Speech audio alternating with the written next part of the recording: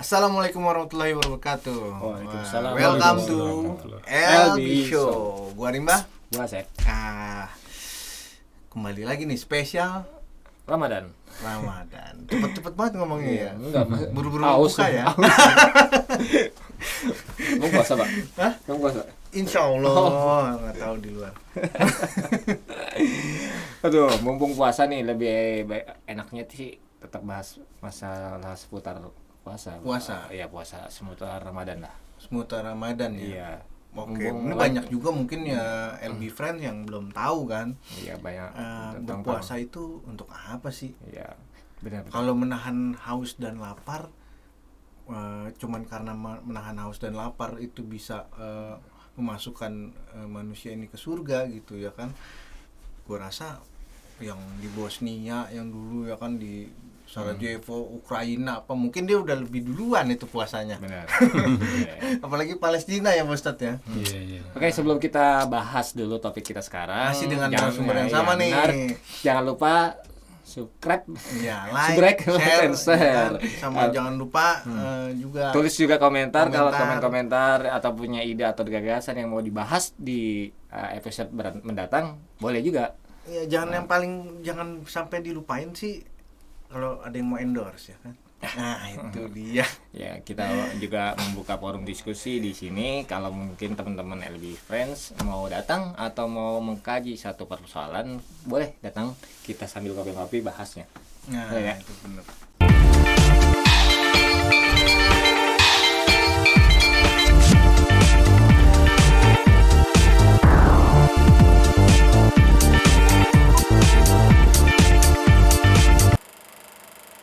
Oke, kita lanjutin ya masalah kemarin kita sudah bahas tentang spesial Ramadan terkait dengan kebiasaan Rasulullah SAW ketika memasuki bulan Ramadan. Nah, mungkin lebih baiknya lagi kita bahas lebih mendalam terkait dengan puasa itu sendiri ya. Masih bersama narasumber yang sama nih, Ustadz kita Gilwarawan. masih bersama dengan narasumber yang sama. Assalamualaikum Ustaz. Assalamualaikum warahmatullahi wabarakatuh. Alhamdulillah. Sehat Ustaz? Alhamdulillah. Mudah-mudahan nggak bosan ya Ustadz ya. Insyaallah. Karena kita mungkin hari ini bakal kaji lebih mendalam nih Pak tentang puasa itu sendiri. Karena kemarin kan cukup menarik ya apa yang dilakukan oleh Rasulullah ketika datang atau memasuki bulan Ramadan. Kebetulan waktu itu dalilnya Ramadan itu nuzul Qur'annya di bulan Sya'ban ya. Kemudian bertepatan turunnya perintah puasa itu di bulan Sya'ban. Lebih dahsyatnya lagi pada masa dua Hijriah itu bertepatan dengan perang Badar saat puasa perang Badar. Pada bulan Ramadannya terjadi perang Badar. Nah, itu kan sangat menarik, berarti kejadian-kejadian istimewa di bulan Ramadan itu sangat luar biasa dan ya. Berpuasa dan itu ya saat itu perang berpuasa. Nah, makanya kita berarti kalau yang nggak puasa sekarang nih itu lebih berat dari perang Badar ya. Kayak kehidupannya kayak atau masalahnya itu dia. Masalah lu terlalu berat bro. sampai nggak puasa. Kayak berat banget hidup. Oke. Kita bahas langsung ya. Ayo Ustaz silakan. Baik ya. Assalamualaikum warahmatullahi wabarakatuh. Waalaikumsalam. Alhamdulillahirabbil alamin wassalatu wassalamu ala Rasulillah wa ala alihi washabbihi wa mawalah. Asyhadu an la ilaha illallah wahdahu la syarika lah wa asyhadu anna Muhammadan abduhu wa rasuluh. La nabiyya wa la rasula ba'da. Allahumma shalli wa sallim wa barik ala sayyidina Muhammad wa ala alihi wa ashabihi ajma'in. Amma ba'd. Ya, baik LB Friends ya. Syukur kita kepada Allah Subhanahu wa taala atas segala nikmat yang dilimpahkan kepada kita, wabil khusus nikmat iman Islam. Amin. Salawat dan salam senantiasa kita curahkan bagi junjungan kita yang mulia, baginda Nabi besar Muhammad sallallahu alaihi wasallam serta seluruh keluarganya, para sahabatnya dan para pengikutnya. Dan semoga kita semua menjadi bagian dari umat beliau yang senantiasa istiqomah di dalam menegakkan sunnah-sunnahnya. Karena hanya dengan menegakkan sunnah-sunnah beliau lah kita akan mendapatkan syafaat beliau nanti di yaumil akhir nanti ya. Amin ya rabbal alamin. Jadi bahasan kita pada hari ini adalah terkait dengan tujuan dari melaksanakan ibadah puasa itu sendiri ya, puasa di saum di bulan Ramadan. Sebagaimana ayat yang merupakan perintah dari puasa ini ya, semua mungkin sudah hafal insyaallah ya. Al-Baqarah 183 ya. Ini ayat 1000 atau 1.000.000 umat nih kalau di bulan Ramadan selalu disampaikan ya. Paling kameramen enggak apa. Ya ayyuhalladzina amanu kutiba alaikumusiyam kama kutiba alal ladzina min qablikum la'allakum tattaqun. Jadi wahai orang-orang yang beriman, diwajibkan atas kalian untuk melakukan ibadah puasa di bulan Ramadan sebagaimana telah diwajibkan kepada orang-orang sebelum kalian. Nah, tujuannya itu ada di akhir dari ayat ini. La'allakum tattaqun, agar kalian menjadi orang-orang yang bertakwa. Maka menarik sekali kalau hari ini kita akan bahas apa itu takwa. Ya, karena kita sering menyampaikan agar kalian bertakwa, agar kalian bertakwa ini. Tapi takwa itu sendiri apa? Iya, takwa itu apa sih? Nah, jarang dipahami ya, atau jarang mungkin dibahas. Pemahamannya beda-beda kali ya. Bisa jadi, ya, bisa jadi. Nah, kalau kita merujuk kepada pendapat para ulama ya, atau definisi yang sudah disepakati oleh para ulama, takwa itu adalah imtitsalu awamirillahi wa jatinabu nawahihi. Ya, takwa itu adalah menjalankan segala perintah Allah dan menjauhi segala larangannya. Atau di dalam kalimat yang lain disebutkan juga bahwa takwa itu adalah fi'lul wajibat wa tarkul muharramat. Menjalankan segala perintah Allah dan menjauhi segala yang diharamkan oleh Allah Subhanahu wa taala. Nah, maka kalau kita melihat dari ayat ini ya, di mana Allah Subhanahu wa taala memerintahkan kita untuk melaksanakan ibadah puasa, kemudian diakhiri dengan kalimat la'allakum tattaqun, ini ternyata ya, ayat yang diawali dengan ya ayyuhalladzina amanu itu cukup banyak, ada 89 ayat. Ya, yang semuanya turun di periode Madaniyah ya, setelah beliau hijrah ke Madinah. Kemudian ayat yang diakhiri dengan la'allakum tattaqun itu juga ternyata bukan hanya puasa, banyak ibadah-ibadah yang lain. Gitu. Nah, jadi kesimpulannya apa? Kesimpulannya puasa itu hanya salah satu dari persyaratan untuk bisa menjadi bertakwa. Gitu. Jadi banyak amalan-amalan lain yang buahnya pun takwa. Ya. Atau dengan kata lain begini, untuk menjadi bertakwa itu tidak cukup hanya dengan melaksanakan ibadah puasa. Nah, ini menarik nih. Iya. Perlu kita kaji nih. Maksudnya apa aja sih amal soleh itu selain selain berpuasa itu yang bisa menghasilkan buah takwa itu. Yeah. Nah, itu menariknya. Itu kira-kira apa nih, Ustaz? Yeah. Makanya kalau kita lihat dari definisi tadi ya, imtitsalu awamirillah, menjalankan segala perintah Allah, ya, wajtinabun nawahihi, dan menjauhi segala larangannya. Berarti ya kalau mau menjadi orang yang bertakwa, ya jalankan segala perintah Allah dan jauhi segala larangannya, kan begitu kan? Benar, semua tuh ya. Nah, jadi artinya tidak mudah loh itu, tidak mudah. Ya. Jadi nggak cukup puasa itu menjadikan seseorang bertakwa, itu nggak cukup. Ya. Nah, sementara kita tahu bahwa yang namanya ibadah, ya, perintah dari Allah Subhanahu Wa Taala terkait dengan ibadah itu bukan hanya ibadah mahdhah.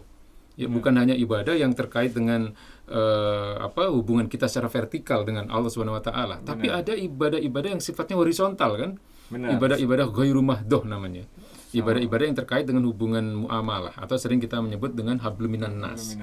Nah, itu berarti apa? Pengertian itu luas sekali itu.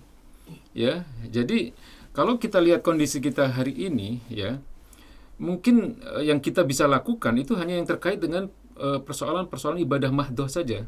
Ya. Karena untuk ibadah-ibadah ghairu mahdhah tidak memungkinkan kita untuk melaksanakan apa yang diperintahkan Allah Subhanahu wa taala yang terkait dengan ibadah-ibadah ghairu mahdhah. Contoh begini ya.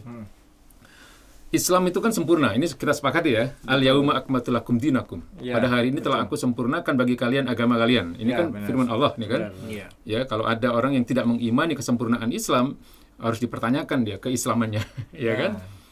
Nah, maka di dalam ayat-ayat yang terkait dengan persoalan muamalah itu ternyata juga nggak sedikit yang diakhiri dengan la'allakum tattaqun gitu. Nggak sedikit dengan kalimat yang diakhiri dengan agar kalian menjadi orang-orang yang bertakwa. Contoh, ya, ada ayat yang bunyinya persis sama dengan puasa, cuma di ujungnya aja beda. Ya ayyuhalladzina amanu kutiba alaikumul qisas. Fil qatla, tahu ya? Wahai orang-orang yang beriman, diwajibkan bagi kalian untuk melaksanakan kisos. Kisos itu apa? Kisos itu hukum yang terkait dengan hukum kalau dalam bahasa kita hukum pidana lah. Ya, di mana harus ada pembalasan yang setimpal. Ini kalau kita bicara tentang hukum Islam ya. Nah, ayat ini ternyata di ayat berikutnya yang masih terkait dengan ayat tentang kisos ini, itu juga diakhiri dengan la'allakum tatakun. Ya, Allah katakan walakum fil kisosi hayatun. Dan di dalam kisos itu ada kehidupan. Nah, Allah katakan begitu. Ya, jadi kalau ada orang membunuh, hukumannya dibunuh dalam Islam ya, tentu melalui proses persidangan ya, ada bukti, ada saksi dan seterusnya ya. Itu ternyata menjaga kehidupan itu sendiri. Ya.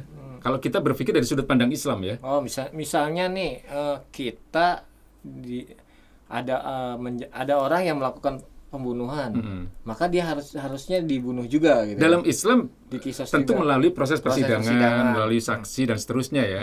Artinya asbab nuzulnya dulu gitu ya. Artinya apa? Artinya ini bukan kewajiban kita, tapi kewajiban negara. Iya, betul. Berarti emang harus ada yang kontrol dari negara yang melakukan. Ya, karena kan ayat-ayat yang terkait dengan syariat ya, termasuk kisos dan ayat-ayat ini biasanya diawali dengan ya ayyuhalladzina amanu. Itu turunnya semuanya di Madinah. Ketika baginda Nabi sudah mempunyai daulah Islam ada di sana. Ya, sudah pemerintahannya sudah terbentuk. Ya, ketika baginda Nabi sudah mempunyai institusi negara. Iya, sudah menjadi negara gitu. Ya, nah ternyata ayat ini itu juga diakhiri dengan la'allakum tatakun. Walakum fil khisosi hayatun. Dan bagi kalian itu dalam kisos itu ada kehidupan. Ya ulil albab, bagi orang-orang yang berakal, ya, wahai orang-orang yang berakal. Kemudian diakhiri dengan la'allakum tatakun juga. Agar kalian menjadi orang-orang yang bertakwa. Nah, saya ingin mengatakan begini, kita tidak mampu melaksanakan ayat ini kan, karena kita hanya orang-orang yang sifatnya orang kecil lah gitu ya, pribadi-pribadi, individu-individu kaum muslimin yang tidak punya kewenangan untuk menerapkan hukum, menerapkan ekonomi, menerapkan punya power lah. Ya. Jadi ini sebenarnya kewajiban untuk seorang kepala negara, sebenarnya kepala negara Islam yang disebut dengan Amirul Mukminin ya, atau khalifah. Nah, jadi artinya apa? Untuk mencapai ketakwaan dalam kehidupan kita hari ini itu memang tidak mudah. Ya, tidak semudah membalik telapak tangan kemudian hanya dengan puasa kita akan menjadi orang yang bertakwa, tidak. Wah, masih banyak. Tapi intinya juga, begitu. Tapi harus menjalankan juga amalan-amal lain ya, apa yang telah disyariatkan begitu ya. Ya, nah jadi, intinya dalam kondisi kita hari ini di mana kita diatur oleh hukum-hukum sekuler yang mengatur kita ini kan hukum sekuler namanya, karena hukum-hukum yang justru bukan dari sudut pandang Islam ya, agamanya dipisahkan gitu. Fasluddin anil haya wa fasluddin anid daulah. Jadi dipisahkannya agama dari kehidupan dan dari negara. Itu hukum sekuler yang memang banyak dianut oleh mayoritas negara di dunia hari ini ya. Sementara kalau dalam Islam kan negara itu bagian dari agama. Tidak bisa jadinya untuk mengatur negara itu harus menggunakan agama itu supaya agamanya itu menjadi yang baldatun thayyibatun wa rabbun ghafur, menjadi sebuah negara yang adil, sejahtera ya. Nah, dalam kondisi kita hari ini di mana kita diatur oleh hukum-hukum sekuler, maka untuk berusaha untuk mencapai status takwa itu memang harus kita ikhtiarkan secara maksimal, baik secara individu maupun negara sebetulnya ya. Minimal yang individu. Karena kan kita bukan orang yang punya maksudnya ketaatan itu harusnya semua kalangan juga menjalankan ya, termasuk para pejabat begitu ya. Iya. Jadi mungkin ya lebih tepatnya ketika memasuki bulan Ramadan, mungkin yang memiliki kebijakan ya, pemilik kebijakan yang seharusnya dia paham bahwa berpuasa adalah mewujudkan agar bisa mewujudkan ketakwaan, maka jangan melindungi pemilik para kartel minyak mungkin ya maksudnya, biar kasihan. Iya, kasihan yang dibegal jadi tersangka. Ya, jadi enggak, akhirnya ya itu harus semuanya begitu ya, Set ya. Yeah. Jadi jangan hanya berpuasa untuk mewujudkan ketakwaan, tapi juga bersikap adil kepada rakyat juga. Iya, banyak amalan yang mewujudkan ketakwaan ya. Ini kan. Ya, jadi mungkin maksudnya begini ya. Jadi dakwah ini juga harus kita sampaikan kepada mereka-mereka yang punya amanah ya, yang diberi amanah untuk mengelola negara, punya kekuasaan, punya kekuatan. Ini mereka sebenarnya tanggung jawab mereka itu lebih berat dibanding kita. Ya, kalau kita ini kan hanya terikat dengan kewajiban-kewajiban yang sifatnya individual. Betul. Karena kita nggak punya kekuasaan, nggak punya kewenangan apapun ya untuk menerapkan aturan-aturan kehidupan. Ya, tapi mereka-mereka yang berkuasa lah yang sebenarnya punya kemampuan untuk itu, dan mereka berhak mendapatkan hidayah gitu. Sehingga dakwah itu juga harus kita sampaikan kepada mereka. Nah, perkara hidayah itu nanti akan diturunkan oleh Allah Subhanahu wa taala kepada mereka atau tidak, ya ini urusan Allah, ya. Tapi sebagaimana yang saya katakan tadi, bahwa dalam kondisi seperti ini kita harus memaksimalkan, mengoptimalkan kewajiban-kewajiban kita yang sifatnya individual tadi untuk kita laksanakan. Jadi kayak puasanya, sholatnya, zakatnya, baca Qur'annya, sodakohnya, termasuk habluminanasnya ya. Habluminanasnya semampu kita. Termasuk habluminanasnya kita menjaga agar tidak mencuri, agar tidak memakan riba, agar berlaku adil kepada masyarakat, mendidik memberikan keluarga, kebijakan yang baik kepada rakyat. Betul. Gimana? Lu mau minta 3 periode? Ampun. Aduh. Bahasanya berat, Pak Ustadz, maaf yang ini. Jadi itu mungkin ada lagi yang mau disampaikan. Ya. Terkait takwa, terkait takwa. Ada yang pertanyaan nih. Silakan. Takwa ini kan tadi udah takwa itu apa? Itu kan udah jelas tuh, panjang lebar, ternyata nggak mudah kan. Nggak mudah. Mencapai takwa itu sangat tidak mudah. Banyak proses yang kenapa tidak mudah? Karena takwa itu imbalannya luar biasa. Nah, ini yang mau ditanyakan baru mau ditanyakan. Imbalannya takwa itu tuh sebenarnya apa sih, sampai syaratnya tuh segitu banyaknya? Sholat, sodako, apa semuanya itu agar menjadi orang yang bertakwa. Nah, itu dia imbalannya apa? Jadi sebenarnya begini ya, yang harus kita pahami ya, bahwa seluruh ibadah yang diperintahkan oleh Allah Subhanahu wa taala, termasuk juga seluruh larangan yang diperintah, artinya yang telah ditetapkan oleh Allah agar kita meninggalkannya, itu semua bukan untuk kepentingan Allah, tapi untuk kepentingan kita sebenarnya. Supaya apa? Supaya kita menjadi orang-orang yang bertakwa tadi kan. Nah, untuk apa sih kita itu diperintahkan atau diminta bertakwa, untuk menjadi orang yang bertakwa? Karena Allah sudah janjikan, inna akramakum indallahi atqakum. Sesungguhnya ya, orang-orang yang paling mulia di antara kalian di sisi Allah nanti adalah orang-orang yang bertakwa. Nah, itu imbalannya. Jadi kalau di sisi Allah kita menjadi orang-orang yang paling mulia, di mana lagi kalau itu bukan di jannahnya Allah, di surganya Allah. Itu surga yang paling tertinggi itu ya buat orang-orang yang bertakwa gitu. Jadi mutakin atau orang-orang yang bertakwa itu adalah orang-orang yang secara hierarki ya itu memiliki derajat yang paling tinggi itu. Kan orang yang paling dasar itu muslim gitu ya. Di atas muslim mukmin gitu kan. Nah, di atas mukmin ini ada, karena nggak setiap orang muslim ini imannya benar gitu kan. Nah, kalau orangnya imannya benar barulah dia bisa disebut sebagai mukmin ya. Nah, ketika orang itu sudah mempunyai keimanan yang benar, maka satu tingkat lagi di atasnya adalah muttaqin, orang-orang yang bertakwa tadi. Ini yang dijanjikan Allah akan mendapatkan surga yang tertinggi. Memang dari muslim ke mukmin aja tuh. Wah, iya. Itu aja udah benar. Proses butuh proses. Ya ini yang jangankan untuk amal-amal yang lain mungkin ya, seperti untuk kondisi sekarang. Kondisi sekarang tuh memang agak sulit di Ramadan sekarang terutama. Iya. Betul. Karena memang untuk mencapai derajat takwa itu pertama dari secara syariat juga memang agak berat ya. Karena memang untuk masuk surga nggak mungkin gampang. Yang kedua masyarakat, terutama saya juga kan dikondisikan dengan kondisi yang memang luar biasa berat juga di situasi sekarang, apa-apa serba mahal akhirnya sehingga itu mungkin bisa menambah amal juga buat kita yang mesti sabar, tapi juga nggak boleh diam juga mungkin ya Ustaz. Oh iya, jadi salah satu kewajiban yang melekat ya di dalam diri setiap muslim itu kan berdakwah ya. Jadi ya ini memang harus kita sampaikan sebagaimana yang saya katakan tadi, bahwa siapapun itu kan berhak mendapat hidayah, ya kan.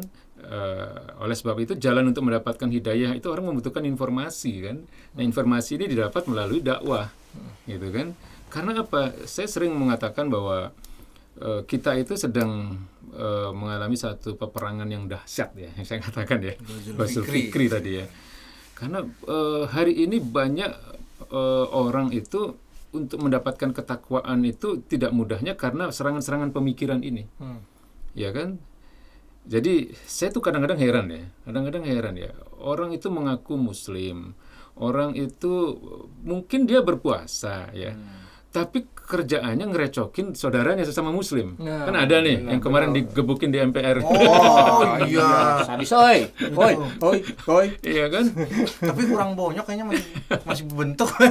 Jadi dia ini ngaku muslim, ya kan? Muslim. Tapi kerjaan dia tuh mengacaukan pemahaman umat Islam. Enggak, gitu. masalahnya yang bingung itu dia tuh ngapain di situ. Udah kali nyopet itu. Salah orang kali nyopet itu. Enggak, Siapa jadi sih yang dimaksud? Enggak tahu juga. jadi gini yang mau saya sampaikan itu ya, dia ini ngakunya muslim, tapi antum kalau tahu ya atau Statement-statementnya ya. statement-statementnya, cuitan-cuitannya ya di Twitter, cuitannya. belum juga statement dia langsung ya. Iya. Yang pertama, Pak, dia katakan bahwa adzan itu bukan kalimat yang suci. Wah. Misalnya nih. Padahal di dalam kalimat adzan itu kalimat suci semua itu. Masya Allah. Ada kalimat yang paling suci yang tidak ada tandingannya, yaitu la ilaha illallah. Dia bilang itu tidak merupakan kalimat yang suci. Kemudian dia pernah mengatakan Ada Ronaldo ya? Itu. Bukan. Tahu gue lupa namanya. Dan kalau nggak salah dia juga pernah mengusulkan itu ibadah haji itu kalau bisa dilaksanakan nggak cuma satu kali supaya bisa nggak ngumpul dalam satu waktu gitu. Ini Aduh. rusak ini. Kenapa nggak di Monas aja ibadah hajinya Terus sekalian? Dia pernah bilang begini juga. Kacau. Dia pernah bilang Allah itu kan bukan orang Arab. Nah, sehingga Allah itu nggak ada masalah kalau Al-Quran itu dibacakan dengan irama apapun. Dia bilang gitu kan. Bisa dibawakan dengan irama Minang, irama hip hop. Astagfirullah. Ya. Jadi, saya hanya mengatakan begini bahwa ini adalah bagian dari orang-orang yang memang diagendakan untuk mengacaukan pemahaman umat Islam. Padahal tapi dia digaji itu. Walau Masalahnya dia ngaku Islam juga. Nah, masalahnya dia ngaku Islam. Ini yang Tapi coba tanyain dia bertakwa nggak? Bukan. Enggak, dia berasa nggak sih beli minyak goreng mahal? Oh iya. Enggak. Nah, ini yang Kayaknya murah kali buat dia ya, diskon. Iya. Jadi ini yang voucher. Yang saya katakan tadi bahwa untuk mencapai status takwa itu tidak mudah karena orang-orang yang seperti ini banyak. Gitu loh. Kalau antum pasti ingat lah, mungkin udah pernah kita bahas juga ya, yang membicarakan tentang istilah moderasi beragama. Wah, iya. Oh iya. Ini kan bahaya ya, untuk mencapai kondisi takwa itu kalau bisa orang-orang kayak gini jangan didengar. Oh, emang berat. Jadi memang semakin berarti kondisi sekarang itu justru semakin berat ya buat kaum muslimin untuk menuju tahapan takwa, karena pertama gangguannya bukan hanya setan-setan yang nggak terlihat, dari setan-setan yang terlihat gitu. Jadi itu setan ngelamar kerja kayaknya ya. Dibayar kali itu kan. Nggak ngerti gue ya. Mungkin iya. Jadi begini ya. Allah Subhanahu wa taala itu setiap kali mengatakan tentang orang-orang yang akan masuk surga, itu jelas orang-orang yang bertakwa, ya. Kemudian Allah itu seringkali menyebutkan bahwa mereka adalah alladzina amanu wa amilus sholihat, yaitu orang-orang yang beriman dan beramal soleh. Jadi imannya dulu harus benar gitu. Nah, orang-orang ini menurut saya memang punya potensi besar untuk mengacaukan keimanan umat Islam. Nah, ini di sini kita harus hati-hati.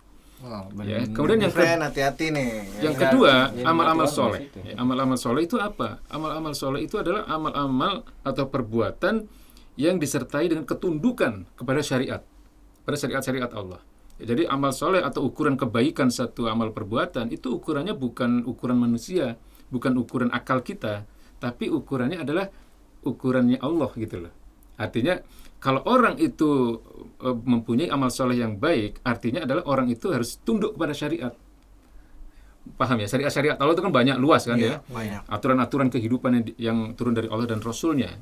Ya, harus tunduk kepada itu kalau dia mau dikatakan sebagai orang-orang yang mempunyai amal soleh yang baik. Ini syarat masuk surga ini, minimal gitu loh. Ya, iman yang benar dan amal-amal solehnya itu sesuai dengan syariat.